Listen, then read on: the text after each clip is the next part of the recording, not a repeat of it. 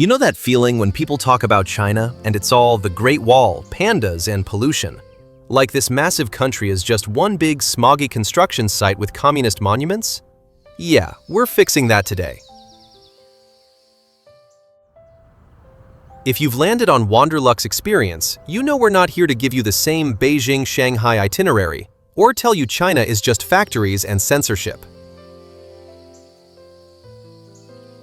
We're talking about the real China, the one with karst mountains rising from the mist like ancient paintings, desert oases on the Silk Road, Tibetan monasteries at altitudes that make you gasp, and water towns that predate Venice by centuries. We're diving into experiences from ice sculpture festivals to rainbow mountains, from terracotta armies to tropical islands that feel like Southeast Asia. So, hit that like button and subscribe, because we've got destinations coming your way that prove China is way more geographically and culturally diverse than any single narrative can capture.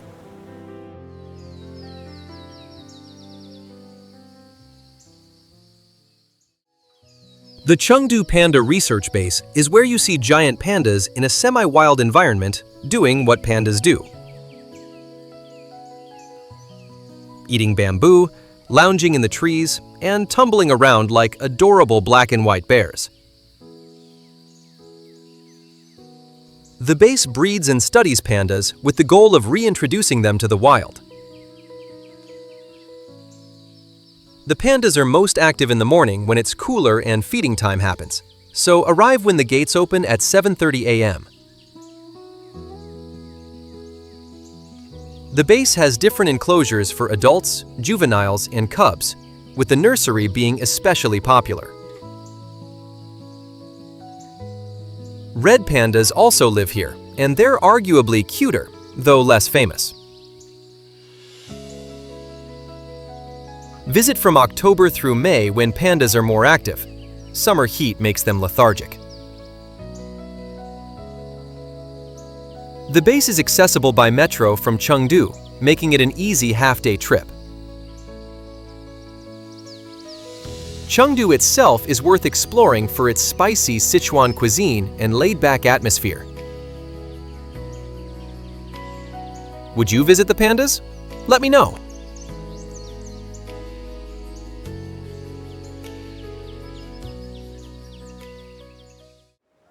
Harbin, in northeast China near the Russian border, hosts the world's largest ice and snow festival from January through February, with massive ice sculptures lit with colorful LEDs, creating a winter wonderland.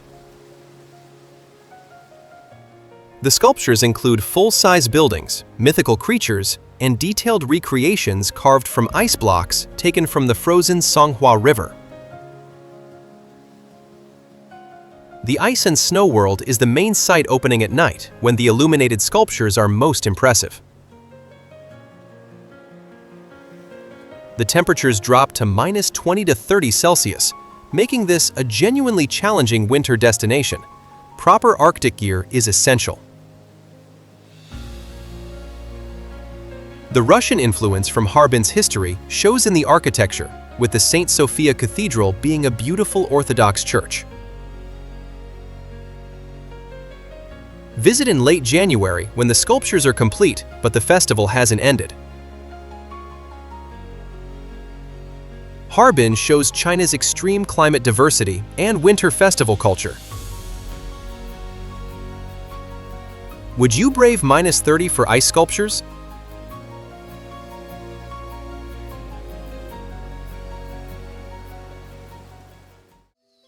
Suzhou near Shanghai is a UNESCO site, famous for its classical Chinese gardens.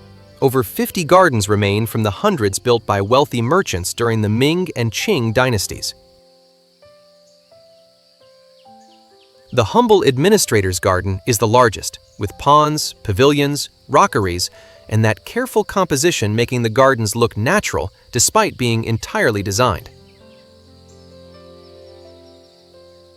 The gardens represent Chinese aesthetic principles of balance and harmony, using walls and plantings to create microcosms of nature.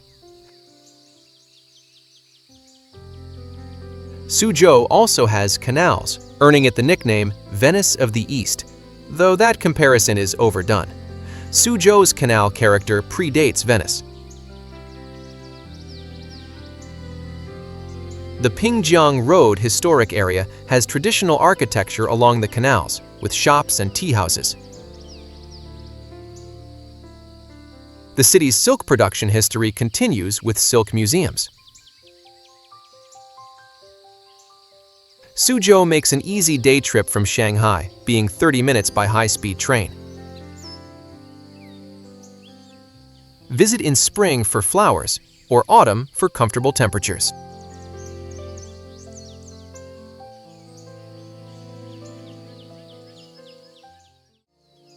The MOGAO caves near Dunhuang on the ancient Silk Road are Buddhist cave temples carved into the cliffs, containing the world's finest collection of Buddhist art spanning 1,000 years from the 4th to 14th centuries. The site has 735 caves, though only about 30 are open to visitors, with a rotating schedule to protect the fragile frescoes. The murals and sculptures show Buddhist iconography, Silk Road cultural exchanges, and artistic evolution across centuries. The caves require guided tours with limited daily visitors. Book tickets online months in advance. Photography is prohibited inside the caves to protect the paintings.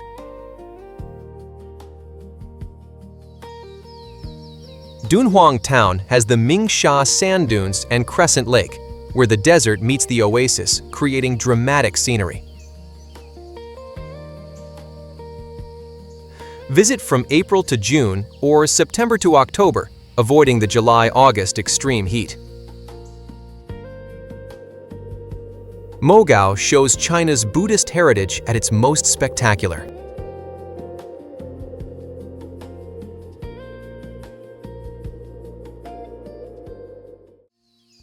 Guilin in Guangxi province has karst limestone peaks rising from the flat plains, creating the landscape featured in Chinese paintings for centuries. The Li River cruise from Guilin to Yangshuo passes through this dramatic scenery, with peaks, bamboo groves, and water buffalo creating scenes that look painted. The 20 yuan note features this landscape, showing its iconic status.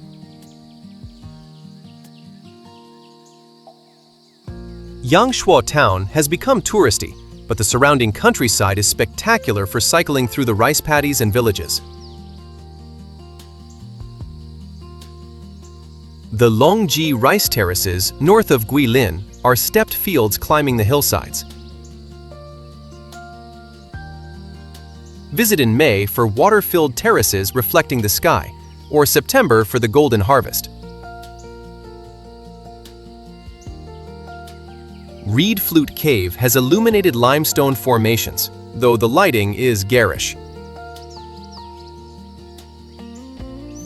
Guilin itself is a modern city without much historic charm. The landscape is the attraction.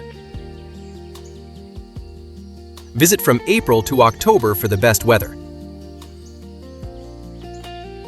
Would you cruise the Li River?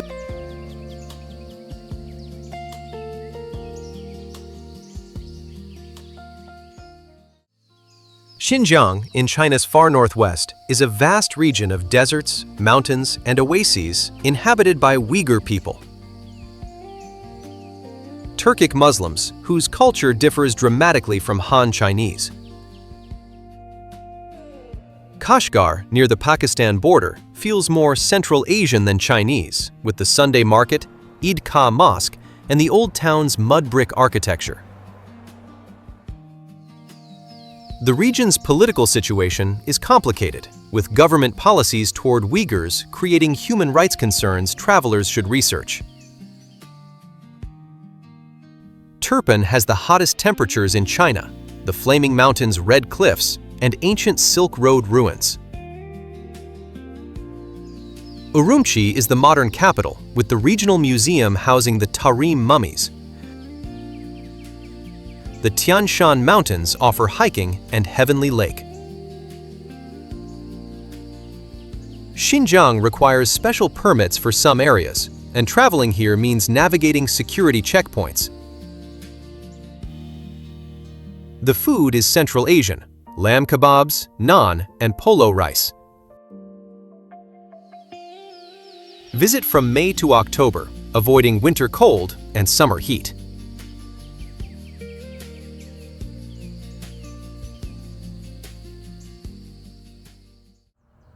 The Forbidden City in Beijing is the world's largest palace complex, where Chinese emperors lived from 1420 to 1912, with 980 buildings covering 72 hectares. The symmetry, scale, and preservation are impressive, with halls, courtyards, and imperial gardens showing Ming and Qing dynasty power. The Palace Museum houses a massive art collection, though many treasures were moved to Taiwan during the Civil War. The crowds are overwhelming, 10 million visitors annually, making early morning or late afternoon essential. Book tickets online in advance, with a passport required. The audio guide provides context about imperial life and architecture. The Hall of Supreme Harmony is the largest, with the Dragon Throne, where emperors held ceremonies. Visit from October through May, avoiding summer heat and peak crowds. The Forbidden City is essential Beijing, showing Imperial China's power and architectural achievements.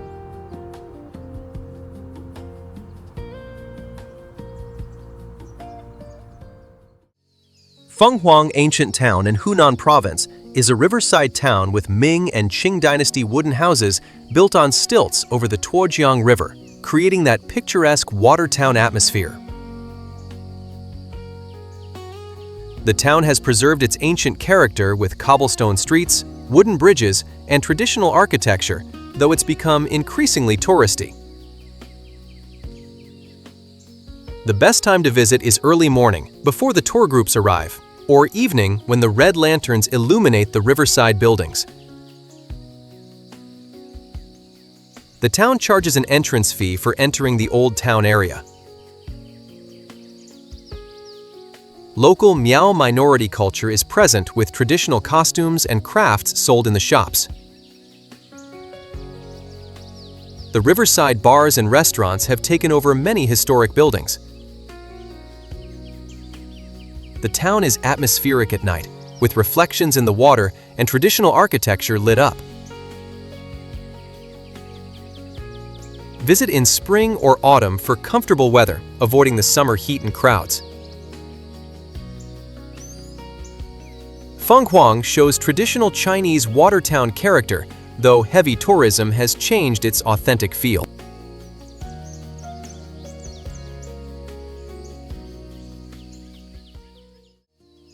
Zhangjiajie in Hunan Province has thousands of sandstone pillars rising from the valleys, creating the otherworldly landscape that inspired the floating mountains in the Avatar film. The Zhangjiajie National Forest Park has the towering pillars reaching over 200 meters, creating the most dramatic scenery. The Beilong Elevator is the world's highest outdoor elevator, rising 326 meters up the cliff face, offering stunning views. The glass bridge across the Zhangjiajie Grand Canyon is the world's longest and highest glass-bottomed bridge, creating a terrifying experience for those afraid of heights. The Avatar Hallelujah Mountain was renamed after the film, bringing international attention. The park requires at least 2 days to properly explore, with the cable cars and walking paths connecting the various peaks. Visit in spring or autumn for clear skies and comfortable temperatures. Summer brings heat and crowds, while winter can be cold and misty. Would you walk the glass bridge?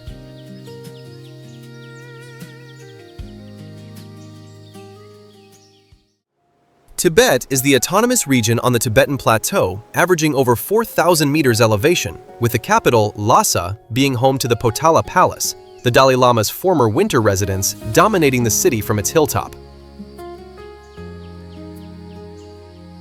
The palace is a UNESCO site with over 1,000 rooms showing Tibetan Buddhist art and architecture.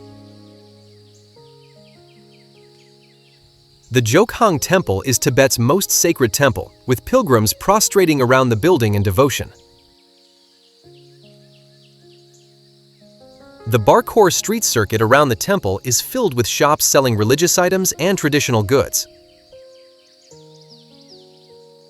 Travel to Tibet requires a permit and organized tour. Independent travel isn't allowed for foreign visitors. The altitude causes serious altitude sickness, so acclimatization is essential. The political situation is sensitive, with Chinese control and restrictions on Tibetan culture creating ethical concerns travelers should consider. The Potala Palace requires advance booking with limited daily visitors. Visit from April to October when roads are open and weather is milder.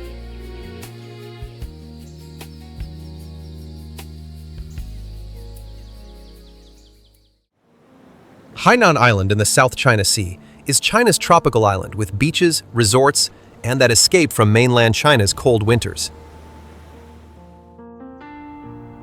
SANYA on the southern coast is the main resort area with beaches like Yalong Bay and Haitang Bay offering white sand and clear water.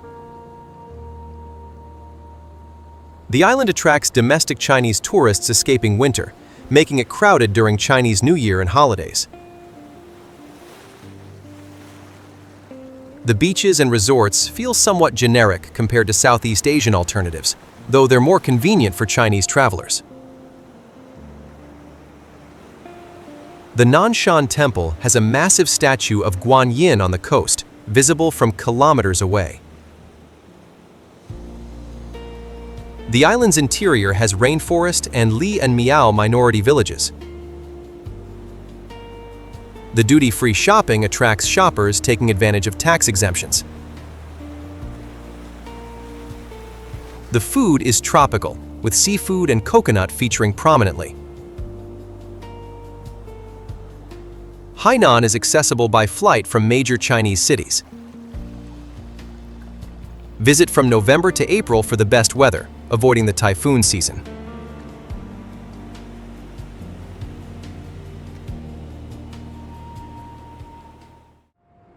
Xi'an in Shanxi province was the ancient capital of China for 11 dynasties and is most famous for the Terracotta Army discovered in 1974 by farmers digging a well.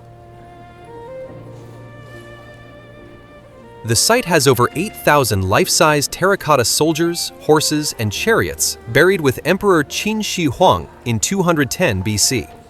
The warriors are individually detailed with different faces, expressions, and ranks, creating an army frozen in clay. The main pit is covered by a massive hangar with the warriors standing in battle formation.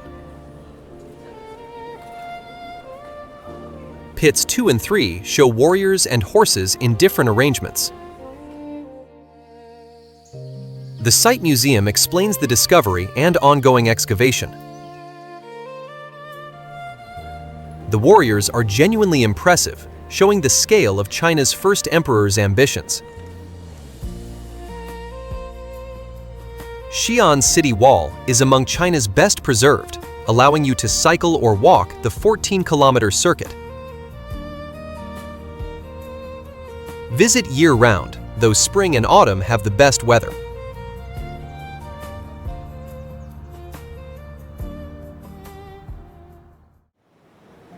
Qinghai Lake in Qinghai Province is China's largest lake at 3,200 meters elevation with the surrounding grasslands, mountains, and Tibetan culture creating spectacular high-altitude scenery. The lake is sacred in Tibetan Buddhism, with pilgrims circumambulating the lake taking weeks to complete the circuit. The area around the lake has rolling grasslands with yaks, prayer flags, and nomadic herders creating that Tibetan plateau atmosphere. The bird island on the western shore attracts migratory birds in spring and summer, creating breeding grounds for thousands of birds. The cycling route around the lake is popular with Chinese cyclists, taking 4 to 5 days to complete the 360-kilometer circuit. The lake freezes partially in winter, creating different scenery. The surrounding area has Tibetan monasteries and nomadic encampments. The altitude causes altitude sickness, so acclimatization is important. Visit from May to October when the weather is warmest and the grasslands are green.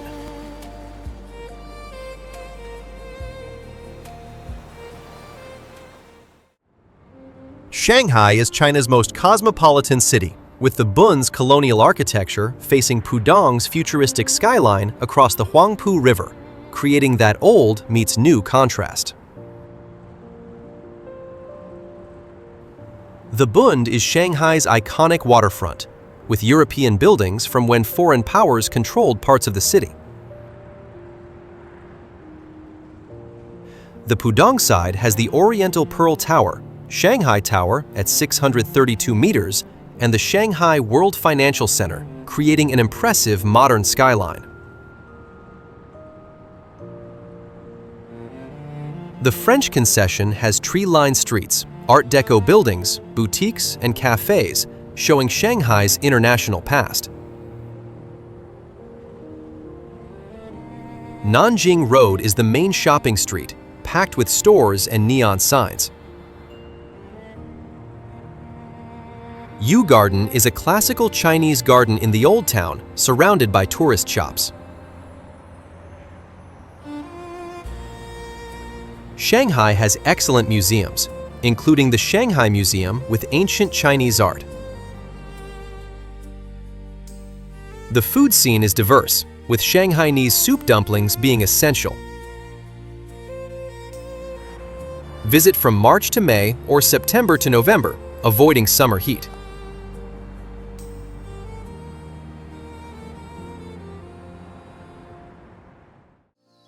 Huangshan, or Yellow Mountains in Anhui Province, has granite peaks, twisted pine trees, hot springs, and seas of clouds, creating the landscape inspiring Chinese art for centuries. The mountains have 77 peaks over 1,000 meters, with Lotus Peak being the highest at 1,864 meters. The sunrise from the peaks, seeing the clouds below and the mountains emerging from the mist, is a magical experience. The pine trees growing from the granite create iconic shapes, clinging to impossible positions. The rock formations have poetic names, like Flying Over Rock and Monkey Watching the Sea. The area requires climbing thousands of stone steps or taking cable cars to reach the summit areas. Stay overnight at mountain hotels to see sunrise without hiking in the dark. The hot springs at the base offer a relaxing soak after hiking. Visit from April to November, avoiding winter ice and summer crowds.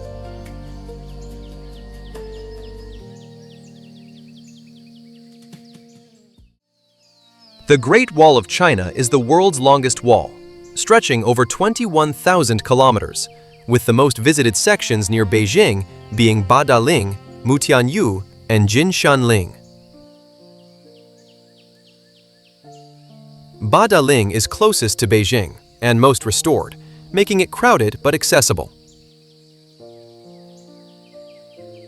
Mutianyu is less crowded, with a cable car and toboggan ride down, creating a family-friendly experience.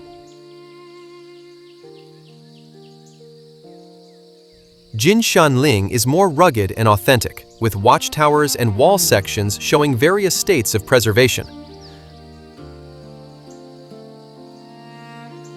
The wall was built over centuries by different dynasties, with the most famous sections dating from the Ming dynasty. The wall crosses mountains, deserts, and grasslands, showing the massive scale of construction.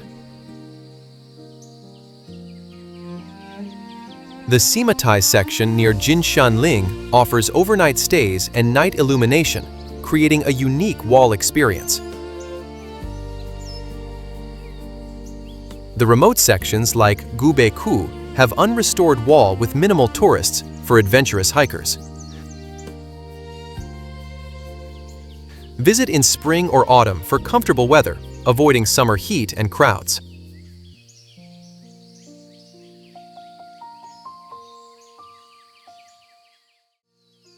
Yunnan, in southwest China, borders Vietnam, Laos, and Myanmar, with incredible ethnic diversity. 25 of China's 55 minorities live here. Lijiang is the UNESCO Old Town, with cobblestone streets, canals, and Naxi minority culture, though it's heavily touristy now. The nearby Jade Dragon Snow Mountain rises to 5,596 meters, offering cable cars and hiking. Shangri-La in the north has Tibetan Buddhist culture, with the Songzanlin Monastery being the largest Tibetan monastery in Yunnan. The Tiger Leaping Gorge between Lijiang and Shangri-La is a spectacular two-day hike, following the Jinsha River through the narrow gorge with cliffs rising over 3,000 meters. The Dongchuan Redland near Kunming has terraced fields with red soil, creating a patchwork of colors changing with the seasons. May and September bring the most dramatic colors. Yunnan's climate is temperate year-round. Visit from March to May or September to November.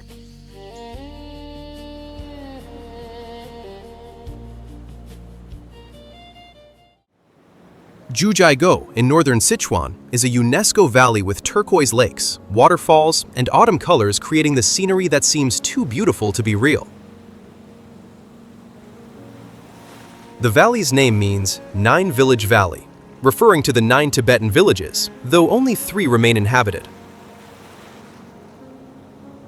The lakes have incredible colors, from blues to greens, caused by algae and minerals in the glacier-fed water. The Five-Flower Lake is most famous, with its multiple colors visible in different sections. The Nori Long waterfall stretches 300 meters wide, creating a dramatic cascade. The Pearl Shoal Falls, featured in the Journey to the West TV series, is another highlight. The valley requires a full day to explore, with shuttle buses connecting the sites. The park limits daily visitors, requiring advance booking, especially during the autumn peak season when the trees turn golden and red. The valley was closed after the 2017 earthquake, but has reopened. Visit from September to October for the autumn colors.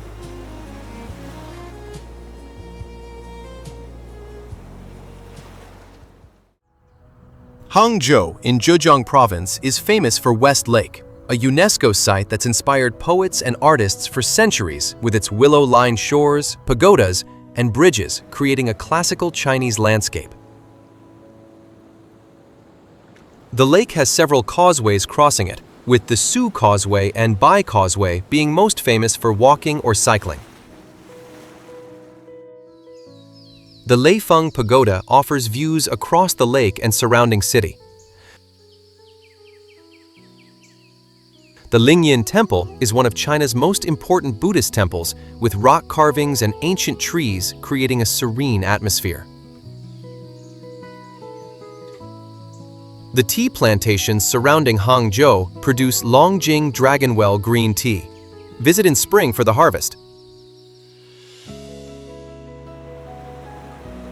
The Impression West Lake Show, directed by Zhang Yimou, has performances on the lake with water, lights, and dancers, creating spectacular evening entertainment. Hangzhou is accessible from Shanghai by high-speed train, making it an easy day trip. Visit in spring for the best weather, or autumn for comfortable temperatures.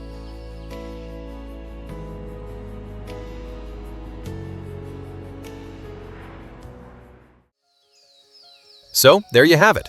20 ways to experience China beyond the obvious Great Wall photo ops and that panda selfie everyone takes in Chengdu. Every recommendation is in the description, with practical tips for timing and navigating China's sometimes challenging travel infrastructure, so you can build your Chinese adventure that shows you this country's staggering diversity.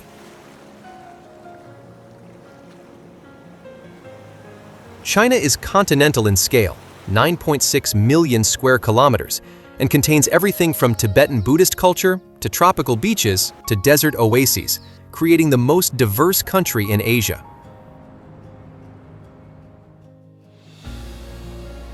If this gave you ideas for China, smash that subscribe back on Wanderlux Experience, because we're exploring destinations that reward those who look beyond the capital cities and tourist circuits. Drop a comment telling me which Chinese destination you're most excited to visit. Are you team natural landscapes, team ancient culture, or team modern cities? Until next time, keep exploring places that challenge your preconceptions and show you that the most interesting countries are those too complex to fit into simple narratives. And remember, the best travel stories happen when you venture beyond the comfortable tourist routes. Now get out there and see the real China.